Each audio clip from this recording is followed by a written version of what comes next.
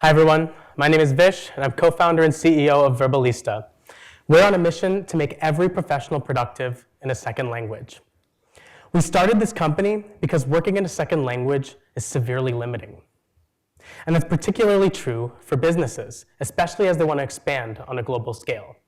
Let's take an example of Uberall, a company we piloted with recently. They have a platform that helps centralize reviews for large brands, think Google reviews, Yelp, and so forth. And they have a team in the Philippines that helps respond on behalf of these brands to those reviews. But that team only speaks English, and they're interested in expanding their EMEA presence so they could increase their revenue. But the team's not bilingual, and Google Translate presents pretty high brand risk for them to just unleash them in different languages. So we ran a pilot with them. Verbalista works in every application in your workflow. So we rolled it out to one of their support reps. And our internal champion projected that if they could expand just to Spanish, they could upsell clients in EMEA and get 70K incremental ARR. So let's take a look at this test. This support rep received a review in Spanish, and they were able to use Verbalista to review that review in English, in their native language. They were then able to edit the review in English just as they're comfortable with, part of their normal flow. And then they were finally able to convert that to Spanish with a click of a button in a trustworthy and reliable way. They found that the Uberall reps were able to cut down their response times in different languages by 50%, and on top of that, open up new pathways to revenue as they expand into more markets. At its core, Verbalista offers company-compliant, enterprise-grade translation. As I mentioned earlier, companies don't really trust Google Translate at an enterprise scale. So what do they do to get around this today? A traditional pipeline is effectively a very expensive project management tool to coordinate a bunch of translation specialists across strings in tagged assets, think emails, websites, and so forth. It's a time-consuming process, over 1 week turnaround. It's expensive, the software and the human labor are involved, and it doesn't even serve the teams that are actually talking to customers. But with Verbalista, any team can communicate in any language, in any application, in a reliable way, to any customer. And we designed this with enterprises in mind. Because Verbalista works in all applications, it also doesn't require any custom integration. You just install the application and you're ready to go. So it's very easy to deploy to any team.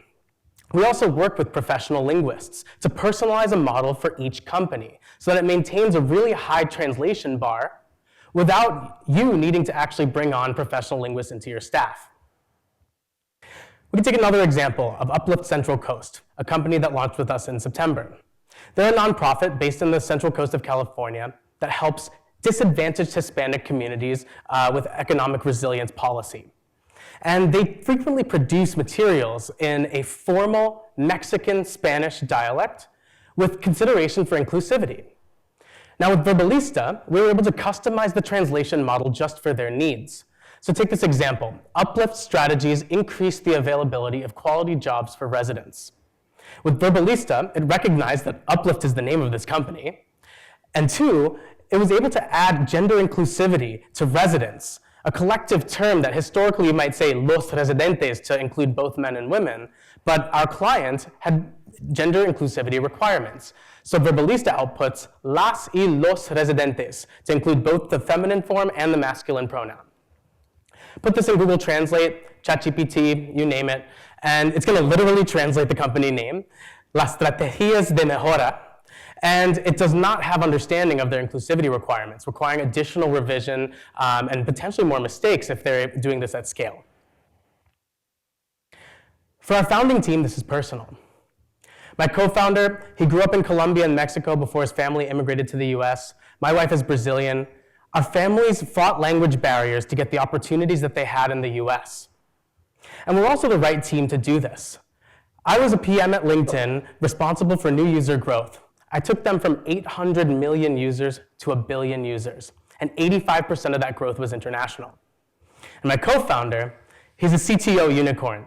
He went to the Rhode Island School of Design, one of the best design schools in the world, while taking classes at Brown for computer science. He went on to work at companies like Pixar and PagerDuty, which means he can build anything he designs, and those designs are pretty beautiful. And both of us are bilingual in Spanish and Portuguese. Because of this, our core focus for growth is in Latin America. Latin America is entering its golden age as dollars move from the US into the region because of the close proximity, time zone benefits, and extremely capable supply of technical talent. Latin America is producing more technical talent per year than the United States and Canada combined. Mexico is the largest trade partner with the US, ahead of China. The catch is that 95% of skilled professionals in Latin America struggle with English. And Verbalista is perfectly positioned to help bridge that gap. Over the past few months with Desai, we've made some significant strides. In Q2, we raised a 300,000 angel round with notable investors, including a former VP of growth at Duolingo, the head of moonshots at LinkedIn, and we also were accepted into the prestigious Latitude Fellowship, a premier fund in Brazil that brings in founders that are focused on Latin America.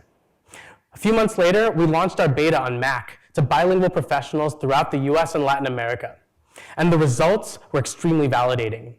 Bilingual professionals are using the product almost every hour of the workday to get their job done. And they're retaining. We kicked off with pilot customers where we were able to prove out the customization of our translation models. And now we're focused on selling our first 1,000 seats as we launch with global teams like Uberall, and defending a $50 per user per month price point. We're also scaling to prosumer users by partnering with large career development organizations in Latin America.